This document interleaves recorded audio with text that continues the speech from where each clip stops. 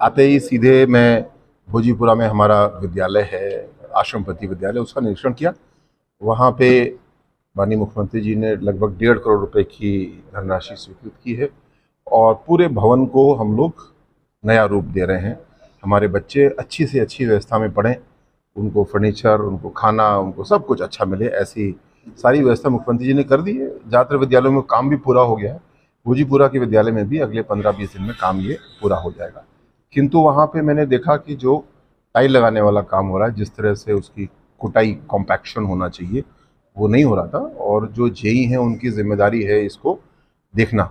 ऐसा प्रतीत होता है कि उस जेई ने साइट पे काम अपना ठीक से नहीं किया, जिसकी वजह से उस जेई की सेवाएं, आउटसोर्सिंग के जेई हैं, सेवाएं समाप्त करने का निर्देश मैंने दिया है। कुशल व्यक्ति को पुनः भर्ती किया जाएगा जो रोज साइट पर जा पाए और अपने काम को ठीक से कर पाए। साथ साथ जितने योजनाएं हमारी हैं, मुख्यमंत्री जी ने आदेश किया है कि हमको सैचुरेशन मोड में लाना है, आच्छादित करना है।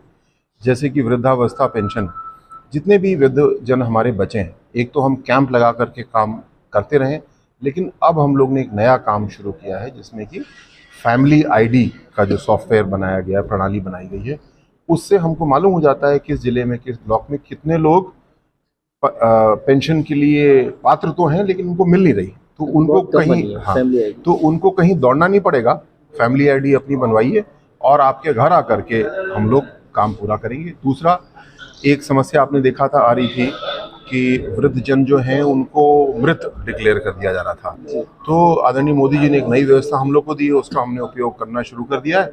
वो है कि जीवन प्रमाण, एक वेबसाइट, एक पोर्टल बनाया गया है और स्वयं अपना अपना जीवन प्रमाण लोग दे सकते हैं। जैसा कि अभी सरकार के सेवारत पेंशनर्स जैसे कि मैं हूँ, वो लोग करते हैं, लेकिन अब ये वृद्धावस्था पेंशन के लिए भी हम लोग ने लागू कर दिया है, जिससे किसी कोई कठिनाई ना हो, घर से निकलना भी ना पड़े, स्वयं कर सकते हैं या कोई उनका मित्र इष्टजन जिसके पास स्मार्टफोन है वो स्वयं इसको कर पाएंगे। मंत्री जी, अखिलेश ने वीडियो जारी किए हैं चुनाव आयोग को लेकर की धांधली हो रही है और वोट चोरी की जा रही है, क्या कहेंगे? लगातार अखिलेश निशाना साध रहे हैं, राहुल गांधी भी निशाना साध रहे हैं आपकी सरकार पे, कह रहे हैं आप लोग वोट चोरी कर रहे हैं।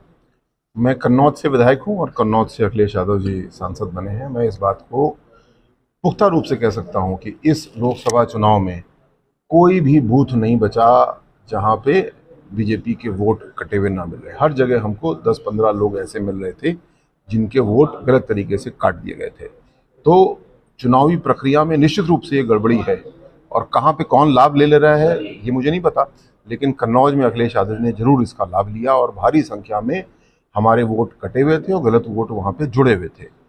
मैं इस बात की मांग करता हूँ कि एक गहन रिवीजन होना चाहिए हमारी वोटर्स लिस्ट का।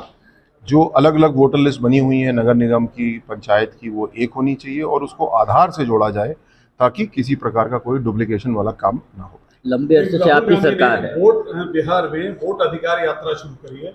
उनका कहना है कि वोटों की जो चोरी हो रही है उसके खिलाफ जो वोटों की चोरी है, मैंने आपको बताया, कन्नौज में स्वयं हमने इस चीज़ का अनुभव किया और हमारे शीर्ष पार्टी नेतृत्व ने इस बात को उठाया भी, कन्नौज का नाम भी रखा। पुनः यद्यपि मैं अपनी बात को दोहरा रहा हूँगा कि वोटर लिस्ट हमारी चुनाव प्रक्रिया का एक कमज़ोर कड़ी बनी हुई है, उसको दूर करने के लिए बिहार में SIR के ज़रिए काम शुरू किया गया है। आयोग ने, चुनाव आयोग ने एक सम्मेलन किया जिसमें इस बात पे चर्चा हुई कि क्या आधार कार्ड से इसको जोड़ा सकते हैं। मैं इसका स्वागत करता हूँ, कोई इसके लिए नया कानून बनाने की जरूरत है वही बनाना चाहिए, पर जो आधुनिकतम तकनीक अपने पास उपलब्ध है, हर व्यक्ति अपना वोट डाल पाए, फर्जी वोट किसी का पड़े ना, जो मृत हैं, जो अलग जगह चले गए, उनका वोट तुरंत हट जाए। ये कमी हमारे वोटर लिस्ट के सिस्टम की ज़रूर है और उसको दूर करने के लिए हमारा आयोग स्वयं काम कर रहा है। जब चुनाव आयोग ने सुझाव मांगे तो कांग्रेस अपने सुझाव दे ही नहीं पाया। सबसे ज़्यादा सुझाव भारतीय जनता पार्टी ने दिए, जिससे कि परिलक्षित होता है, स्पष्ट होता है कि कौन सी पार्टी